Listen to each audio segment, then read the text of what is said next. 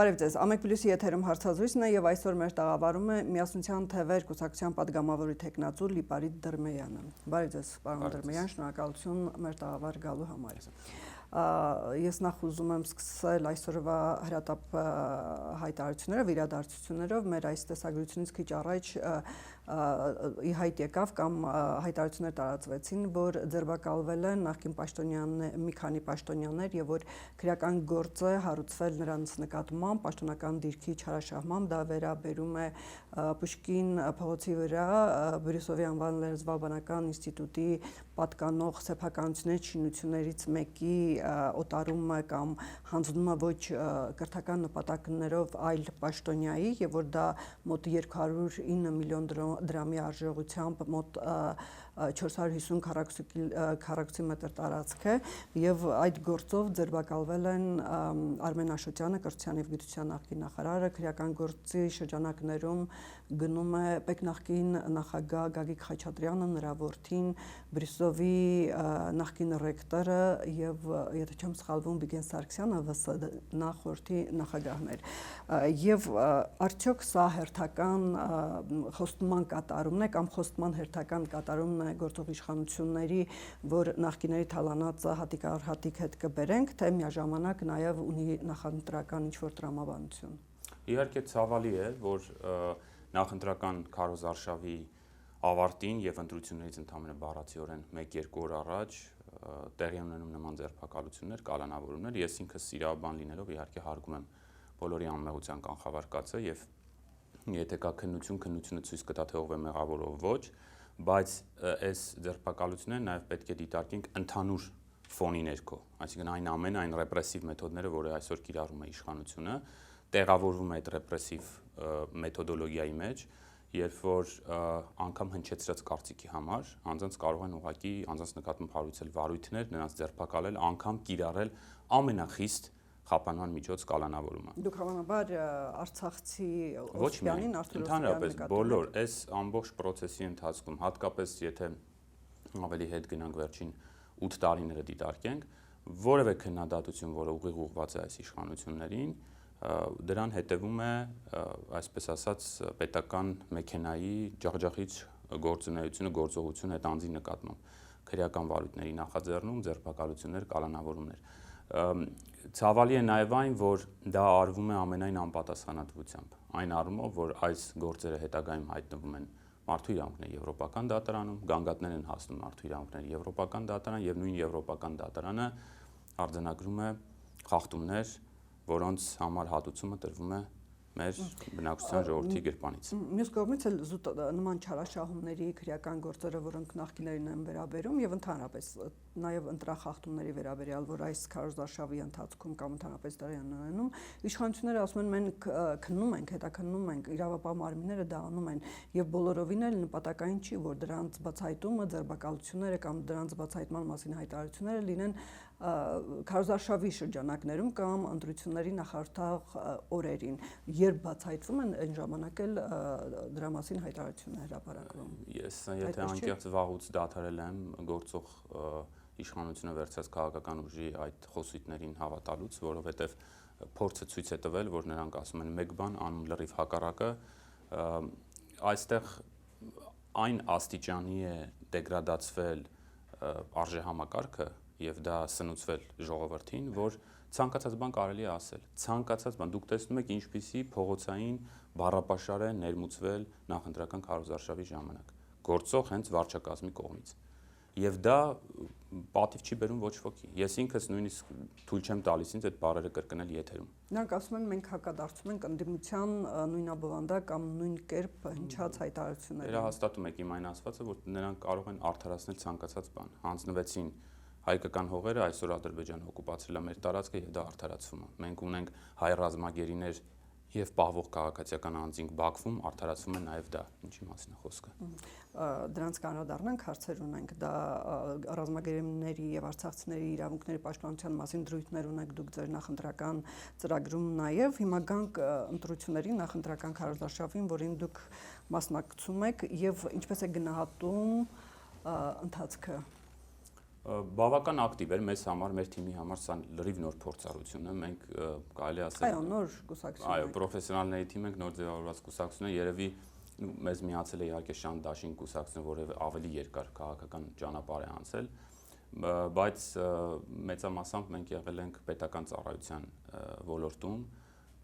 Կարծում եմ, որ ու համոզված եմ, որ պատվով ենք կատարել այդ ծառայությունը։ Ընդհանուր առմամբ քարոզարշավը անցավ բավական ակտիվ մեզ համար։ Մենք հասցրեցինք լինել Հայաստանի Հանրապետության բոլոր մարզերում, քաղաքներում, սահմանամերձ գյուղերում եւ այդ այցերը ցույց տվեցին մեկ բան, որ մեր ժողովուրդը կարոտ է արդարությանը։ Եվ մենք գալիս ենք ընտրությունների հենց այդ կարգախոսով արդարությունը գալիս է, որովհետեւ մենք այստեղ տեսնում ենք արժեքների պայքար, ազնվություն, արդարություն, հավասարություն ու ինչ ոլորտներում, հասարակական կյանքի բոլոր ոլորտում մարդը պետք է ունենա արդարության զգացում, որի նկատմամբ մենք շրջագայում ենք եւ հանդիպեցինք հիմնականում դժգոհում են, որ արդարություն չկա, հա, արդարություն չկա որ ոլորտներում, ինչի նկատմամբ, ինչ գործերում, անձնականից սկսած հասարակականից վերջացրած, երբ որ խոսում են նրա մասին, որ դպրոցներ են կառուցվում, բայց սահմանամերձ գյուղերում դատարկվում են դպրոցները, քան ուղղակի դպրոցի շենքը փակվում է։ Երեխաները հնարավորություն չունեն այցելու դպրոց, պիտի կիլոմետրերով քայլեն մեկ այլ գյուղ, որպեսզի կարողանան կրթություն ստանալ, եւ դա այսօրվա իշխող ուժը արդարացնում է, որ ինչ ա եղել, լավ ֆիզիկական բանը պատրաստվածություն կստանան, թող մի քանի կիլոմետր էլ քայլեն, բայց չէ որ դպրոցի փակվելը բերում է նաև գյուղի դատարկմանը, եւ եթե դա տեղի ունենում հատկապես սահմանամերձ շրջաններում, սա ուղիղ սպառնալիք է հայկական պետականությանը, դատարկվում է սահմանամերձ հատվածները։ Եթե պետությունը տրամադրի ավտոբուս, որ նրանց հասցնի արագ աշակերտներին կողքի գյուղ, դպրոց, հետո նորից նրանց վերադարձնի իրենց բնակության վայրեր եւ այդպիսով, ասենք, միլիոնավոր դրամներ տնտեսային եւ դրանք ուղղեն կրթական այլ ծրագրերի ֆինանսավորմանը, դա ճիշտ չի լինի։ Դրանով գյուղը կդատարկվի։ Այո, մեր ծրագրում կրթության մասին առանձին բաղադրիչ ունենք եւ շատ կարեւոր է ընդհանրապես ամբողջ աշխարհում կրթական միջավայրի ձևավորումը հենց տեղում։ Շատ կարևոր է կրթական միջավայրի ձևավորումը։ Եթե չկա այդ միջավայրը ամենափոքրիկ համայնքում անգամ, այդ համայնքը սկսում է դատարկվել, որովհետև երեխան արդեն իրեն կապված չի տեսնում այն գյուղի հետ, որի բնակիչն է ինքը։ Ինքը իր օրվա մեծ մասը անցկացնում է մի վայրում, մեկ այլ տեղ, որը կապ չունի իր բնակավայրի հետ։ Այսպես քայլ առ քայլ մենք դատարկում ենք մեր գյուղերը։ Պարոն Դերմեյան, դուք նախկինում վարչապետի աշխատակազմում եք աշխատում, այնուհետև հայտնի իրադարձություններից հետո դուրս եկաք, հետո միացաք ըստ երևույթին Միասնության թվեր կուսակցության Արմեն Թաթոյանին։ Ինչու որոշեցիք մտնել քաղաքականություն եւ ինչու Արման Թաթոյանի հետ։ Ես 15 տարվա պետական ծառայության փորձ ունեմ Հայաստանի Հանրապետությունում, որոշ տարիներ նաեւ աշխատել եմ 5 տարուց ավելի արտերկրում մարդու եվրոպական դատանում ու միշտ համոզված եմ եղել, որ պետական ծառայությունը ամենապատվաբեր ծառայությունն է, որովհետև դու ծառայում ես մեկ սուբյեկտի, այդ մեկ սուբյեկտը Հայաստանի Հանրապետությունն է, հայ ժողովուրդը։ Այդ սկզբունքով առաջնորդվել եմ նաև վարչապետի աշխատակազմում աշխատելիս եւ համոզված եմ եղել, որ եթե զբաղեցնում ես մի պաշտոն, որը քեզ հնարավորություն է տալիս առավելագույն օգուտ բերել Հայաստանին, ապա հնարավոր է դա իրականացնել։ Ցավոք սրտի ստացվեց այնպես, որ գործող իշխանության քայլերը ուղղակիորեն չէին համընկնում այն պատկերացումների հետ, որը ես ունեի։ Ես աշխատանքից դուրս չեմ եկել, ինչպես շատերը գիտեն։ Ձեզ ազատել են։ Այո, ես մինչև վերջ մնացել եմ իմ պաշտոնին։ Որտեղ դուք համաձայն չեք եղել հեծի հետ կապված իր տեսակետի հետ։ Այո, ես հիմա էլ եմ կարծում, որ դա մեծ սխալ էր գնալ այդ առճակատմանը, որովհետև դրա հետևանքները արբիտրաժային վճիռ լինելու պարագայում Հայաստանի Հանրապետության դեմ, եթե զարգացումները այդպես գնան, շատ ծանր կլինեն, ոչ միայն ժողովրդի համար, որտեղ պետք է վճարվի փոխհատուցում կամ կոմպենսացիա, այլ նաև ընդհանրապես Հայաստանի տնտեսական միջավայրի համար, որտեղ դա վատ ազդակ է խոշոր ներդրողներին, նրանք ովքեր փորձում են ներդրում անել Հայաստանում, չունեն երաշխիք, որ վաղը մյուս օրը նույն բանը իրենց հետ չի կրկնվի։ Իշխանություններն ասում են վատ ազդակ էր նաև հեծի գործունեությունը կամ սեփականաշնորհումը այնպես, ինչպեսին որ դա եղել է, հեծի ամբողջ գործունեությունը իր ինչպես իրենք են նշում չարաշահումներով, դրանք ինչ որ պարբերաբար դրանց մասին հայտարարություններ կամ հաղորդագրություններ են տեղի ունենում, եւ որ իշխանությունները ասում են մենք փորձում ենք էներգետիկ դիվերսիֆիկացման այդ քաղաքականության արդյունքում որոշակի մեր ակտիվներ վերադարձնել պետականությանը եւ ինչու դա պետք է վատ ազդակ լինի ներդրողներին, երբ որ ներդրողը տեսնում է, որ կտեսնի, որ պետությունը ինչ-որ մի բան անում է իր շահերին համապատասխան եւ միգուցե նաեւ արդար կերպով։ Նախորդ հարցին մի փոքր անդրադառնում այն առումով, թե ինչու է եկա քաղաքական դաշտ, աշխատանքից ազատվելուց հետո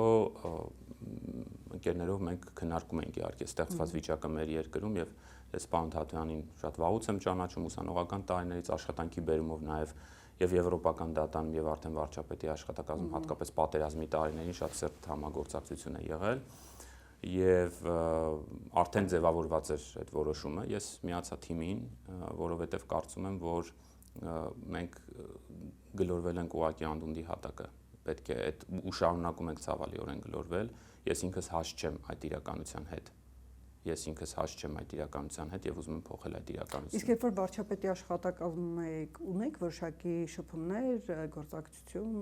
Թաթոյանի հետ։ Այո, հատկապես ասում եմ 20 թվականից սկսած, այդ ամբողջ, եթե հետևել եք, ինձ թվում է հասարակությունը հետևել է ռազմագերիներ, քաղաքացիական անձանց հետ իրավունքները, ռմբակոծությունները, մասսայական հիմնարար իրավունքների խախտումները Ադրբեջանի կողմից, դրանց բարձրաձայնումը, փաստաթղթերի կազմումը, փաստագրական նյութի հավաքագրումը եւ դրանք միջպետական հայցերում ներկայացնելը այդ ամենը եղել է նաեւ համատեղ աշխատանքի արդյունքում պարոն Թաթոյանի հետ, երբ որ նա մարդու իրավունքների պաշտպանի պաշտոններ զբաղեցնում։ Ինչ վերաբերում է ներդրումների հետ կապված, տեսեք, ցավալիորեն պետք է ասեմ, որ մենք ներգրաված ենք մի շարք արբիտրաժային process-ներում, ոչ միայն HEC-ի հետ կապված, HEC-ը վերջինն էր, բայց դրանից առաջ կային նաեւ այլ արբիտրաժային վեճեր եւ այստեղ առնվազն որոշ հանքերի հետ կապված, եթե մենք նայում ենք Կարմիր թելի գծով անցնում է այն ուրեմն սցենարը, որ պետությունը ուղղակիորեն միջամտում է տնտեսվարողների գործունեությանը, փայ է ձեռք բերում կամ ինչ-որ բաժնետոմսեր է ստանում ներդրողներից եւ արդյունքում մենք հայտնվում ենք։ Իսկ եթե դրանց սեփականաշնորհումը խնդրահարույց է եղել եւ իրավական տեսանկյունից եւ երկրի շահի տեսանկյունից։ Այո, Հայաստանի Հանրապետությունը պետք է լինի իրավական պետություն, եթե կա խնդրահարույց եւ իրավունքի հետ չհամատեղող process, որը եղել է նախկինում, դա չպետք է լուծվի ամեն գնով, դա պետք է լուծվի բացառապես իրավական ճանապարհով։ Եթե խոսքը գնում է օրինակ հնչեցնում են, չէ, ազգայնացում, բայց տեղի չունեցավ ազգայնացում, տեղի ունեցավ ունեզրկում։ Ազգայնացումը այլ process է, երբ որ դու ընդունում ես օրենք, կոնկրետ օրինակ գույքի կամ կոնկրետ սուբյեկտի վերաբերյալ գույքագրում ես, գնահատում ես այդ ամենը եւ տրամադրում ես նախնական համարժեք փոխհատուցում։ Հենց վերաբերյալ օրենսդրական փոփոխություն էլ տեղ ունեցավ։ Չէ, օրենսդրական փոփոխությունը սահմանադրական ճանաչ։ Օրենսդրությունը փոփոխությունը ընդհանրապես վերաբերում էր նրան, որ կառավարման ուրեմն կազմում ներդրվի ժամանակավոր կառավարիչ։ Խոսքը չէր վերաբերում նրան, որ ամբողջ գույքը ազգայնացվի։ Այ եթե լիներ ազգայնացում, մենք չէինք ունենա արբիտրաժային process, որովհետև դա թույլատրելի է եւ Հայաստանի Հանրապետության սահմանադրությամբ եւ երկկողմ ներդրումային պայմանագրով, որը մենք ունենք Կիպրոսի Հանրապետության։ Դուք հավանաբար ծանոթ կլինեք HEC-ի գործին, ամեն դեպքում կհետևեք, որտեվ ձեր գործից դուրս գալու կամ ազատման պատճառը դա էր։ Հիմա ինչ փուլում է գտնվում եւ ձեզ ինչ հանգրվանդ կունենա։ Որքանով որ հանրային դիրույթում էր հասանելի, ես որքան գիտեմ, գործը գտնվում է ըստ էության քննության փուլում։ Շատ չէի ցանկանա, ես անկեղծ ասած նաև հարգելով իմ պրոֆեսիոնալիզմը եւ այնուամենայնիվ գտնելով որ Հայաստանի Հանրապետության շահը կա այստեղ դետալների մեջ խորանալ, բայց ժամանակը ցույց կտա թե արբիտրաժը ինչպիսի վճիռ կկայացնի այդ գործով։ Տեսեք, օրեր առաջ Նիկոլ Փաշինյանը նաև հայտարարեց, որ HEC-ի ճակատագրին կարող է արժանանալ նաև Արատի ցեմենտի գործարանը, որը պատկանում է Գագիկ Ծառուկյանին, եւ որ անմիջապես հետո դատախազությունը հրապարակեց համապատասխան հաղորդագրությունը, որ գործարանի սեփականաշնորհման իրավական հիմքերը այդքան էլ օրինական չեն եղել։ Այս դեպքում ինչ կասեք։ Նույն process-ն է, իհարկե, այստեղ արբիտրաժ մի քիչ դժվար եմ ես պատկերացնում, որ արբիտրաժային զարգացում կլինի, բայց խնդիրը սեփականազրկման մեջ է։ Տեսեք, տարիներ շարունակ մեր բարձրաստիճան պաշտոնատար անձինք միշտ հանդես են եկել այդպիսի սուր արտահայտություններով, խոսույթով, առանց մտածելու դրա հետևանքների մասին։ Իրավական հարթության մեջ առաջին դեմքերի արտահայտությունները ունենում են իրավական հետևանքներ։ Որքան էլ փորձել ենք բացատրել, որ այդ խոսույթը կարող է վնաս բերել Հայաստանի Հանրապետությանը, միևնույն է դա շարունակվել է։ Հետի պարագայում ուզում եք ասեք դուք փորձել եք վարչապետ Նիկոլ Փաշինյանին դա բացատրել, բայց նա այդ առումով ձեզ միշտ ցանկացած պայմանում, երբ որ մենք ունեցել ենք իրավական գործընթաց, միշտ առաջարկվել է, քննարկվել է, որ այդ սուր խոսույթից ձեռ ինչու, որովհետև լինի դա Ադրբեջան, լինի դա մասնավոր ներդրող, բոլորը հետևում են, եւ եթե ունեն իրավական գործընթաց, օգտագործում են այդ խոսույթը բերելով իրավական դաշտ։ Հիմա եթե առաջին դեմքը, վարչապետը, երկրի ղեկավարը հայտարարություն է անում, որ պետք է ունեզրկենք, չգիտեմ, ցեմենտի գործարան կամ մեկ այլ գործարան, ինչ որ խոշոր ներդրողի, վաղը երբ որ եղավ իրավական process, այդ խոսույթին տրվելու է իրավական գնահատական։ Այո, բայց նա էլ հակադարձում է, ասում է այնպես չի, որ ես ասացի եւ այդ գործընթացը գնաց։ Ոչ, այդ գործընթացը գնում էր, ես որպես իմ պաշտոնից ելնող անձ ծանոթ եմ այդ բոլոր գործերին եւ դրանից ելնելով ես հայտարարություն անում եմ։ Ես գիտեմ, որ դա ի վերջո այդ հայտարարությունը համապատասխան իրավապահ մարմինը պետք է ամեն ինչ կարող են ասել։ Այսօրվա իշխանությունը ցավոք սրտի եւ քաղաքացիական պայմանագրի այդ վերնախավը ցավոք սրտի ասում է ամեն ինչ ցանկացած բան արդարացնելու իր ապօրինությունները։ Ես չեմ էլ ուզենա մեկնաբանեմ, որովհետև դուք ժամանակը ցույց կտա իրապես եւ ինձ թվում է արդեն դրա փորձը ունենք, թե այդ յուրաքանչյուր խոսույթին հետևող իրավական process-ը ոնց է պատտվում Հայաստանի Հանրապետության դեմ։ Իրենք են հենց լարում այդ թակարդը հետագայում, որովհետև չկա որևէ պատասխանատվություն։ Իրենք չեն զգում այդ պատասխանատվություն։ Ցավը հենց դրա մեջ է, դրա համար ես նորից կկրկնեմ, այս ընտրությունները արժեքների պայքարի մասին են։ Իսկ երբ որ դուք վարչապետի հետ նման թեմաներով խոսում եք եւ նման խորհուրդներ եք տալիս, ինչ պատասխան եք ստանում։ Չէ, ես անձնապես չեմ 5.5 տարիների ընթացքում 3 անգամ եմ հնարավորություն ունեցել շփվելու կամ խոսելու այդ թեմաներով, խոսքը անձնապես շփման մասին չէ։ Ասում, երբ որ ասում եք, երբ որ մենք ասում ենք աշխատանքային process-ի ժամանակ, երբ որ դիրքորոշում պետք է տրվեր, երբ որ իրավական կարծիք պետք է տրվեր, այդ ամեն ինչը շարադրվում էր այստեղ։ Շատ լավ։ Գանք նորից Քարոզարշավին, արդեն այսօր վերջին օրն է եւ դուք ինչ հասկացաք ընտրողներից, բացի այն, որ նրանք արդարադատություն են պահանջում, արդարություն են պահանջում կամ ակնկալում բոլոր ոլորտներում, ընտրողների ձայնը արդեն հունիսի 8-ին մենք կտեսնենք ավելի շատ ընդդիմության ըստ ձեզ, թե իշխանության օգտին։ Բավական բևեռացված է մեր հասարակությունը եւ դրա հարցում մեծ ջանք գործադրել են հենց վերջին 8 տարիներին գործող իշխանությունները ցավալիորեն ատելության սերմանումը, թշնամանքը, այդ վատ բառապաշարով սոցիալական կայքերում ու ցանցերում հանդես գալը մեր ժողովրդի նաև արժեհամակարգն է իջեցրել, բայց ես կարծում եմ ու համոզված եմ, որ հայ ժողովուրդը ունի այնքան կենսունակություն, որ հունիսի 7-ին կարողանա տեր կանգնել իր արժանապատվությանը։ Իսկ ձեր հնարավորությունները ինչպես է գնահատում։ Մենք գնահատում ենք լավ, մենք համոզված ենք, կարող եք անցնել լինելու ենք ազգային ժողովում, արդեն անցել ենք։ Արդեն մեր հաշվարկ սոցիալական հարցումները մեր ցույց են տալիս, որ մենք վաղուց հաղթահարել ենք այդ շեմը եւ հետընտրական process-ները ցույց կտան, թե ինչ զարգացումներ մենք կունենանք։ Մեր կարմիր գծերի մասին մենք մի քանի անգամ հայտնել ենք, ասել ենք, քաղաքացիական պայմանագրի կողմից իշխանության վերարտադրության բացառում Նիկոլ Փաշինյանի վարչապետ չլինել, նաև խոսել ենք նախկին նախագահների մասին, նշել ենք այդ մասին, որ լավ նախկին նախագահներից Ռոբերտ Քոչարյանն է մասնակցում ընտրություններին, երեք ձեր ղեկավար Արման Թաթոյանն էլ ասաց, որ Հայաստան դաշինքի հետ կհամագործակցեն, բայց ըստ էության չեն պաշտպանի Ռոբերտ Քոչարյանի վարչապետության տեխնացիոնի դեպքում գրեթե նույն կերպել ասաց ուժեղ Հայաստանի դեպքում, որ Սամվել Կարապետյանը խնդիրներ ունի եւ չի կարող առաջադրվել, այդ դեպքում ում եք պատկերացնում։ Մենք ունենք վարչապետի մեր տեխնացուն, Հայաստանի տեխնացուն Արման Թաթոյանն է։ Դա ձերն է, նրանք էլ ունեն իրենցը։ Դուք միայն ձերն եք պաշտպանելու, թե բնականաբար այլ կերպ չի կարող լինել, բայց միևնույն ժամանակ ես ուզում եմ ասել, որ շատ հստակ ընդգծել, որ անելու ենք այնպես, որ չստացվի մի վիճակ, որ մենք խոչընդոտ հանդիսանանք կոալիցիոն կառավարության ձևավորմանը, ում հետ ինչ պայմաններով, ինչ ձևաչափով հնարավոր կլինի բանակցել ու հասնել այդ մեր պատկերացրածին, դա կարող է ցույց տալ միայն հունիսի 7-ի ընտրության արդյունքները ու խոսել դրա մասին։ Պատրաստ եք նաև այդ խոսքով, դուք պատրաստ եք նաև հրաժարվել վարչապետի ձեր տեխնացուից, մեկ այլ տեխնացուի օգտին, որպեսզի իշխանափոխություն տեղի ունենա, կարող եմ դա հասկանալ։ Դրա մասին այսօր ոչ ոք չի կարող ասել եւ դրա մասին մենք կարողանանք խոսել հունիսի 7-ի ընտրության արդյունքներով։ Ասենք Հայաստան դաշինքից կամ ուժեղ Հայաստանից որևէ մեկի տեխնացությանը դուք պաշտպանեք, զիջեք։ Մենք սատարելու ենք պարոն Թաթոյանի տեխնացությանը, առաջ ենք տանելու պարոն Թաթոյանի տեխնացությունը եւ ստեղծված կոնֆիգուրացիան ազգային ժողովում, պարլամենտում հայտնված ուժերի ցույց կտա, թե ինչ եղանակով մենք դա կարողանանք անել։ Բայց խնդիր չունեք այդ ուժերի հետ համագործակցելու Հայաստան դաշինք ամենևին, ասեմ ինչու, որովհետեւ միասնության թևերի կարգախոսը հենց այն է, որ պետք է կտրել այդ նախկին ներկա շղթան, պետք է գնալ ոչ թե մենք առանց այդ էլ փոքրաթիվ ազգ ենք, քիչ է մեր քանակը։ Եթե մենք անգամ քաղաքացիական պայմանագրում, սա ոչ թե ասում եմ համագործակցության կոնտեքստում, այլ քաղաքացիական պայմանագրում կան մարդիկ, ովքեր գերի են սեփական վերնախավին։ Մենք իրենց էլ ենք այդ գերությունից ազատելու։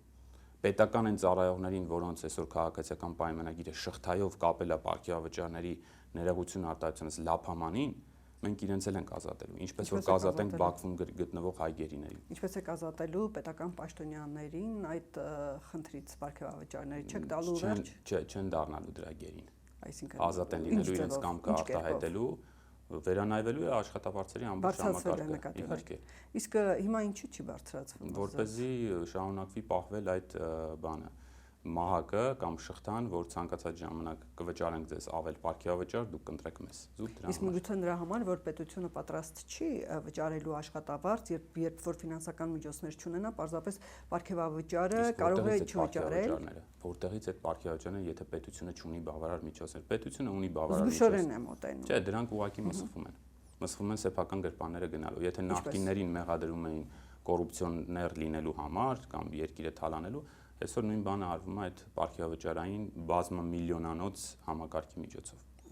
Դա երբ որ բոլորին է բաժանվում, ոչ միայն նախարարներին ու падգամավորներին, այլ շարքային գաղտնի հրամաններով ապարքեվավճարներ վճարելը խոսում է հենց կոռուպցիայի բարձր մակարդակի մասին, գաղտնի հրամաններով ապարքեվավճար վճարել։ Բայց մարդիկ են ստանում, չէ՞, շարքային ծառայողներն են նաև ստանում, այդ թվում ոչ միայն նախարարներն ու падգամավորները։ Ինչն է խանգարում բարձրացնել աշխատավարձը։ Ես ենթադրում եմ միգուցե զգուշությունը, որ կարող է ինչ-որ մի պատճ կարողանան ես այդպես չեմ ապարքեվավճարները վճարել, ստիպված չլինեն։ Մեր ուժը այդպես չի ենթադրում։ Այսպես ասած սեկվեստրի գնալ։ Մեր ուժը այդպես չի կարծում, մենք կարծում ենք, որ դա միջոց է մարդկանց պահելու այդ ստրկացած վիճակում։ Պարոն Դրմեյան, ձեր կուսակցության ղեկավարի Արման Թաթոյանի վերաբերյալ նույնպես կան մեղադրանքներ, որ նա նախկիների ներկայացուցիչներն է, որ նրան հանրապետական կուսակցությունը կամ Սերժ Սարգսյանի փեսան բերեց եւ Կարեն Անդրեասյանին հեռացնելով նրան դարձրեց ընտրեցինի վերջո։ Ես հիշում եմ այդ օրերը այդ քննադատությունները կամ քննարկումները եւ այդ կապը եւ որ չի կարող կորել պարզապես եւ աշխատում է նաեւ հիմա։ Այսինքն ձեր կապը նախկիների հետ կա եւ ձեզ իշխանությունները համարում են նախկինների արբանյակ ուժերից մեկը։ Ես ինքս 2008 թվականից աշխատել եմ պետական համակարգում, դատական համակարգ, հետո նաեւ գործադիր իշխանության մարմնի արտադատության նախարարություն վարչապետի աշխատակազմ։ Ռոբերտ Քոչարյան, Սերժ Սարգսյան, Նիկոլ Փաշինյան։ Պարոն Թաթոյանը եղել է փոխնախարար ու պատվով է կատարել իր լիազորությունները,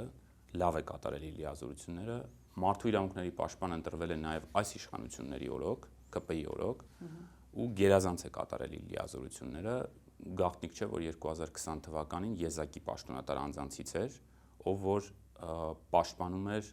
այն հայերի, ովքեր Արցախում էին, Արցախահայերի հիմնարար իրավունքների մասին էր բարձրաձայնում, պաշտպանում էր նրանց իրավունքները, գործուն ջանքեր էր ունենում։ Երեք Նիկոլ Փաշինյանը բանավեճի ժամանակ նրան մեղադրեց Արթուր Սարգսյան, հացբերող է ամեն դեպքում մահվան մեջ,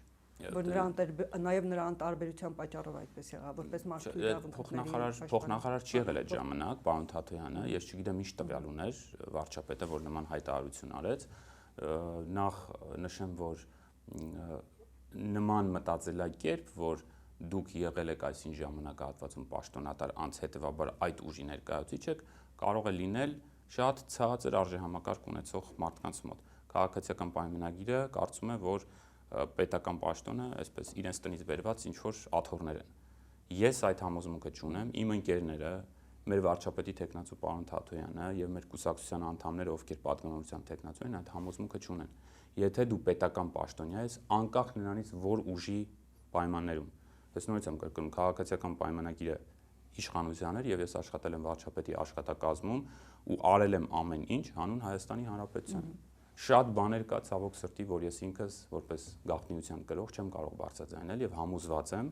որ կգա ժամանակ, երբ կգաղտնազերծվեն այդ փաստաթղթերը ու դուք կտեսնեք, թե տասնապատիկ ավելի ինչպիսի չարիք է բերել քաղաքացիական պայմանագիրը, քան այն ինչ որ այսօր տեսնում ենք։ Օրինակ, ինչին կարող է վերաբերել խոսքը, ինչ որ մոտավոր ինչ որ մի բան կարող եք ներկայացնել։ Չեմ կարող դրա մասին Ոչ բարձրաձայնել։ հստակ, ոչ շատ կոնկրետ, բայց մենք հասկանանք խոսքը ինձ կաշկանդում է։ Որ ոլորտին է վերաբերում կամ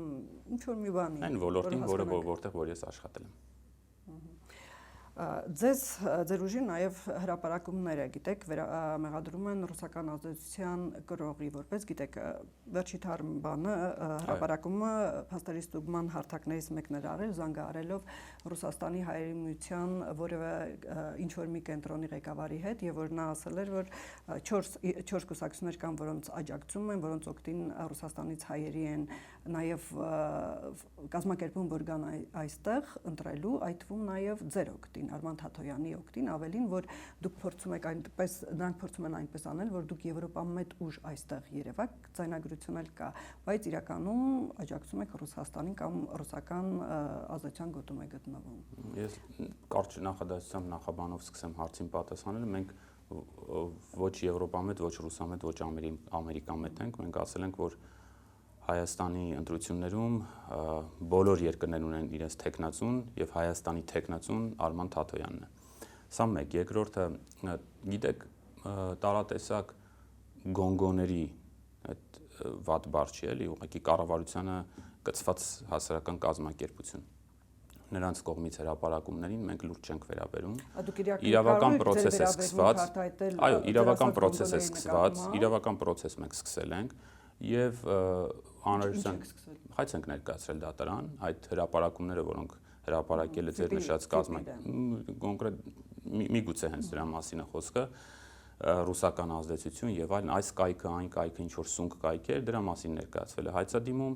կլինի դատական պրոցես, այդ դատական պրոցեսի ընթացքում համապատասխան անձին կգան ցուցմունք կտան, վկայություն կտան, ու ամբողջ ճշմարտությունը կբարձրացվի։ Ուլիանովսկի հայ համայնքի ղեկավար Արսեն Աբրահամյանն է այդ մեր մասին վկայությունը տվել։ Ցանկացած անձ կարող է ցանկացած բան խոսել մեր մասին։ Ցանկացած անձ դա կարող են սարքել, դուք գիտեք այսօրվա արհեստական բանականությունը նաև ինչպիսի հնարավորություններ է տալի, վերջերս էլ տարածվել էր մի բան տեսանյութ, որով իբրև թե Արման Թաթոյանը համագործակցելու է քաղաքացիական պայմանագրի հետ, սուտ է,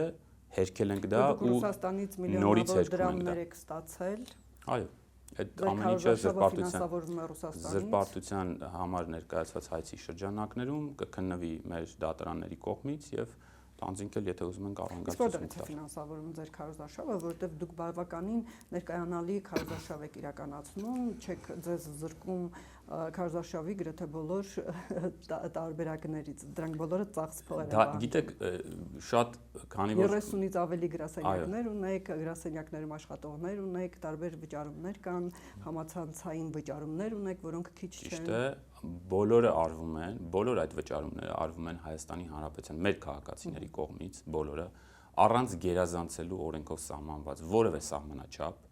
կուսակցության հրապարակեք դրանք, ասենք երևի ամեն մեկը 1000 դրամ, 5000 դրամ կամ 1000 դրամ։ Դրանք կան, կուսակցությունը իր հաշվետվությունը ներկայացնում է եւ կոռուպցիայի կանխարգելման հանձնաժողով, այսինքն պետությունը տիրապետում է այդ տվյալներին,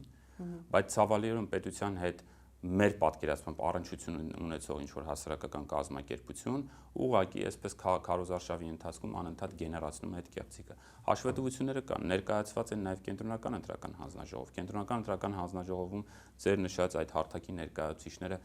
գնացել եւ ուսումնասիրել են բոլոր փաստաթղթերը, տեսել են պայմանագրերը։ Այս ամեն ինչը ներկայացված է։ Եվ պետությունը քաջատեղյակ է ու լավատեղյակ է դրա մասին։ Իսկ ինչի՞ չեք հրապարակում, որ հանրությունն էլ տեղեկանա այդ բոլոր այսինքն մարդկանց անուն ազգանունները, անձնական տվյալները եւ բանկային գաղտնիք է։ Ոնց ասենք կա դուք տեսել եք մի համաձայն չեն լինի։ Չէ, ներողություն, մի ուժ կա Հայաստանի Հանրապետությունում, որ հրապարակում է իր նվիրատուների ցանկը, տեսել է որևէ մեկը այդպիսի բան։ Ցանկացած ուժի վերցնենք։ Որևէ մեկը հրապարակել է, թե բանկային ինչ փոխանցում է Պողոս Պողոսյանը կատարել իր հաշվի համարին, դա բանկային գաղտնիք է հանդիսանում եւ մենք կաշկանդված ենք օրենքով։ Ցանկության դեպքում պատկան մարմինները շատ հեշտ դա կարող են տեսնել։ Մեկ-երկու հարց էլ ձեր ծրագրից դուք ունեիք այնտեղ գերիների վերադարձման եւ արցախահայության իրավունքների ճանաչման մասին դրույթ, ձեր կարծիքով որպես իրավաբանի, որպես նաեւ վարչապետի աշխատակազմում աշխատած նախկին պաշտոնյայի, որտեղ գերիների հարցը եւ արցախահայության իրավունքը նաեւ ձեր պաշտոնավարման ժամանակ էլ կար, դուք ինչ եք կարծում, իշխանությունները բավարար ջանքեր գործադրում են, թե չեն գործադրում օրինագերիներին Հայաստան վերադարձնելու համար։ Ես կարծում եմ, որ բավարար ջանքեր չեն գործադրում, եթե անգամ դրանք գործադրվում են, դրանք բավարար չեն, պետք է ավելի շատ աշխատել։ Դուք կհիշեք, որ ռազմագերիները եւ քաղաքացիական անձինք, որոնք վերադարձում էին Հայաստանի Հանրապետություն, նրանք վերադարձում են երրորդ երկրների միջնորդական ջանքերի շնորհիվ, կլներ դա Ռուսաստանի Դաշնությունը, Ամերիկան, Բրյուսելը, անգամ Հունգարիան, եթե չեմ սխալվում, նման միջնորդությամբ հանդես եկավ։ Ես համոզված եմ, որ կա հնարավորություն ավելի շատ ջանք գործադրելու եւ այնտեղ պահվող անձանց Հայաստան վերադարձնելու, այլ ոչ թե քննադատելու Բաքվի բերդում գտնվող մեր Հայաստան չեն արել իշխանությունները, որ ըստ ձեզ եթե անեինք, գերիների վերադարձը պահանջում է դիվանագիտական լուրջ ճնշում։ Ասում են մենք ամեն օր աշխատում ենք։ Ես այդ խոսույթին չեմ հավատում արդեն վաղուց։ Ես ինքս եղել եմ այդ համակարգում, ես ինքս տեսել եմ, թե դա ինչպես է արվում։ Դա պետք է արվի լուրջ ճնշում գործադրելու միջոցով։ Թող հարցնեն միջազգային գործընկերներին, այն լրագրողները, միջազգային գործընկերներին, ասենք, ինչ ճնշում է գործադրել Հայաստանի Հանրապետությունը այդ հարցով։ Ինչու այսօր, մինչև այսօր այնտեղ կան հայ ռազմագերիներ։ Ուրեմն մեզ համար դա առաջնային հարց է, դա հումանիտար հարց է, անկախ որևէ համաձայնագրի կնքումից, անկախ սահմաններ բացելուց, անկախ խաղաղություն հաստատել չհաստատելուց, այս հարցը պետք է լուծվի առաջնահերթության կարգով, որովհետև սա նաև արժանապատվության հարց է։ Դու չես կարող ստորագրել խաղաղության համաձայնագիր, քո ազգային ռազմավարության մեջ նշված եւ քեզ թշնամի համարվող պետության բանտում ունենալով քո ազգակիցներին։ Հայաստանի Հանրապետության ազգային անվտանգության ռազմավարությունը ուղղակիորեն ամրագրում է, որ Ադրբեջանի զորքերի տեղակայումը ՀՀ սահմանին կամ տեղաշարժը վտանգ է Հայաստանի անվտանգությանը։ Սա մեկ, միջպետական հայցերի վերաբերյալ։ Այո, ես տևական ժամանակ զբաղվել եմ այդ հայցերով, ինքս կանած եմ եղել այդ հայցերի ուրեմն ներկայացման հիմքում։ Մենք եւ Մարդու իրավունքների եվրոպական դատարանում եւ Արդարադատության միջազգային դատարանում ունենք միջպետական հայցեր Ադրբեջանի դեմ, նաեւ Թուրքիայի դեմ։ Փոխադարձ հայցեր եւս կան, բայց հայկական Հայաստանի ներկայացրած հայցերը փաստարկված են եւ շատ ամուր հիմքեր ունեն։ Սրանից է, որ վախենում է Ադրբեջանը, որովհետեւ երբ որ վերջնարդյունքում մենք ունենանք, եթե ուրեմն իշխանությունը չվերարտադրվի ու հայցերը հետ չքաշվեն, վճիռ, որով կարձանագրվեն հայերի ու Հայաստանի իրավունքների խախտումները, Ադրբեջանը պետք է պատասխան տա դրանց։ Իսկ սա լուրջ քաշելու պայմանավորվածություն էլ կա, չէ՞։ Խաղաղության համաձայնագրի մեջ է, դա էլ նորից մանիպուլատիվ թեզ է հնչեցվում, որովհետև ինչու խոսել հայցերի հետ քաշման մասին, եթե նույն այդ փաստաթուղթը հնարավորություն է տալիս այլ եղանակով լուծել այդ հիմնարար իրավունքների խախտումները։ Օրինակ, միջազգային դատարաններում գտնվող քննվող գործերի շրջանակում ոչ թե գնաց մեխանիկորեն հայցերը հետ քաշես, այլ հաստատես հաշտության համաձայնություն, տեքստ մշակվի, վնասների փոխհատուցում նշվի այդ տեքստում, Ադրբեջանը հատուցի այդ վնասները, դա հաստատվի միջազգային դատարանի կողմից եւ փակվի այդ խնդիրը։ Անկամ սրան իզորու չեն այս իշխանությունները։ Իսկ այդպիսի իրավական հնարավորություն եւ Արդարադատության միջազգային դատարանը եւ Մարդու իրավունքների եվրոպական դատարանը ունեն։ Այդ գործիքակազմը կա ու մենք գիտենք դա ինչպես աշխատացնել։ Պարոն Դրմեյան, եւս մեկ հատ ձեր ոլորտից իշխանությունները նախկին իշխանություններին մեղադրում են, որ դատական համակարգը կամ իրավապահ համակարգը գտնվում է նրանց ներկայության ազդեցության ներքո,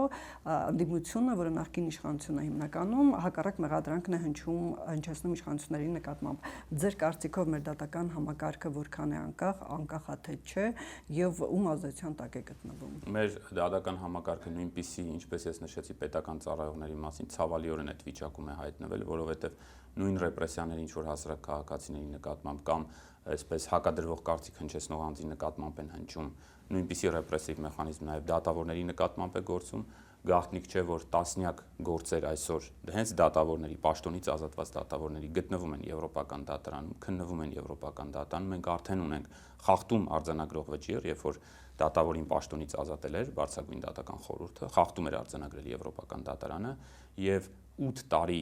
չանել ոչինչ դատական համակարգի համար ու գալ այսօր կանել ասել, որ մենք դատական համակարգում խնդրեմ ունենք, պիտի սահմանադրություն փոխենք, դա կարող է անել միայն անպատասխանատու քաղաքական իշխանություն։ Ձեր կարծիքով իշխանությունները կամ ձեր տվյալներով իշխանությունները զանգով արդարադատություն փորձել են իրականացնել ինչ որ այս կամ այն գործիչների նկատմամբ։ Եթե հնչում է կարծիք վնգստացող դատավորներ արտահայտությամբ, դա վաղուց էր։ Դա 4-5 տարի առաջ։ Դուք կարծում եք, որ այդ 4-5 տարվա ընթացքում գործող իշխանությունը կամ նրա վերախավի մտածելակերպը փոխվում է, ամենևին ոչ։ Իշխանություններն էլ ասում են, որ Քոչարյանի գործը վկայակոչելով եւ այլ գործեր, ասում են գտնվում են դատավորները նախկին իշխանությունների ազդեցության տակ, կոռուպցիոն բարձրագույն դատական խորհրդի եւ մի շարք պաշտոնատար անձանց SMS-ով կամ WhatsApp-ով պաշտոնից ազատելը, հետո նշանակելը դրա վրա ապացույցն է, որ այո, շարունակվում է։ Եվ ձեր թիվը, հիշեցնենք մեր ընտրողներին, Արդարությունը գալու է հունիսի 8-ին, մեր քվեաթերթիկի համարն է 6։ Շնորհակալություն պարոն Դրմեյան եւ մեր հեռուստադիտողներին հիշեցնեմ, որ Ամեկ+-ի տաղավարում էր Միասնության թվեր կուսակցության падգամավորի տեխնացու Լիպարիտ Դրմեյանը։